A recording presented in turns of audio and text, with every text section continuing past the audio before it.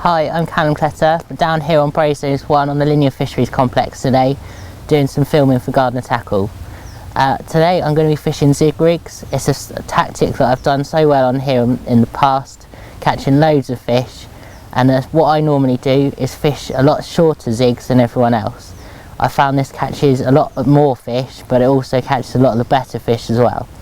When I turned up here yesterday morning, I had a good walk around the lake trying to find a good peg. But unfortunately, as the lake was busy, there was not a lot of choices. But fortunately, one of my favourite swims was free, which is this one, which gives long range access to the middle of the lake. I've clipped all my rods up at 140 yards, which is about halfway across the lake. Again, this is a lot further out than anyone else is fishing, which means as the lake's so busy with all the pressure and casting of other people, the fish are likely to push out under the pressure right into my area. So here's the biggest of 7 fish I've caught this morning from Brasenose 1. Weighing in at 21 pounds, caught long range, spodding over zigs. Let's slip him back.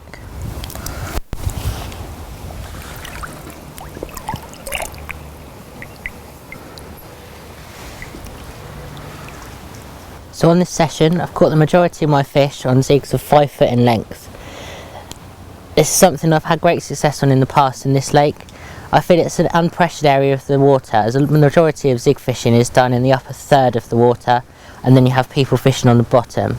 I think when people are spotting, the heavier items being chased down sort of 5-6 foot off the bottom, which is where my zigs will be waiting for them. This is why I have a lot of heavier items in my spot mix, such as hemp and sweet corn, which will be sinking down into that area, and they sort of match the hook baits that I'm using as well. I also find that zigs of this depth are really good at night. It's shown last night I had 5 bites and 2 20-pounders on the bounce, which is a good average for this lake, and when there was no one else catching last night. It's also particularly good at the moment when the lake is a blue colour designed to kill the weed, and whereas there was weed already present in the lake when they put this dye in, that weed at the bottom is dying and it's really smelly and horrible, and I can't see the fish feeding on top of this. So where they're cruising around at night over areas that might smell like bait, such as where I've been spotting my sloppy mix during the day, you've got your zigs waiting for them, and it's more than enough to get a bite during the hours of darkness. So here's a 22-pound mirror I've just caught out of Brasenose 1. Taking this one on a short zig, fished at range. I'm going to run you through the presentation once I put this fish back. So I'm going to quickly run through the setup that I'm using on this session.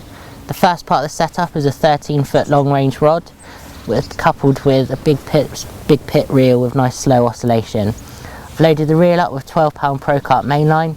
This is 0.3 millimeters in diameter, which means it's really good for casting, and I can hit big ranges with that. To avoid crack-offs, I've got a 50-pound braided leader, and then this goes down to a loop, so I can loop on my 25-pound plummet leg core leader. This means I can change from the zig to a solid bag or something like that if I need to. On there, I've got a leg clip without any tail rubber on. The idea behind this is that as soon as the fish picks the zig up, it dumps the lead, which means I'll have less problems with the amount of weed in this lake. I'll just PVA tape that up for the cast just to make sure the lead's held on there.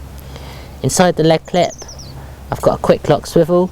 This can mean I can change the zigs quickly and easily, which is quite an important part of zig fishing if you need to change the depths, but they can also be damaged quite easily using fine monos. Over the top of that, I've got anti-tangle sleeve. This again just holds the zig away from the leg clip set up, which will help avoid tangles.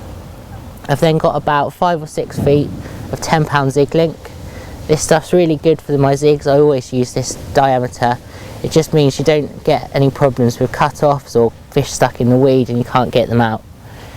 It goes down to my favourite zig hook, which is the size 12 muggers. I've got ultimate confidence in these. They're brilliant little hooks, and all the hook bait is mounted with a little bit of silicone opposite the barb, a bit of black zig foam and a bit of yellow zig foam tipped with a fake maggot.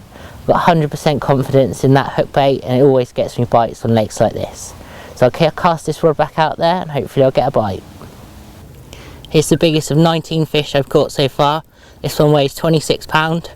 I'm getting double takes and takes within seconds of the rods landing, all on those short zigs fished at long range. So I'll slit this one back and hopefully there'll be a few more to come.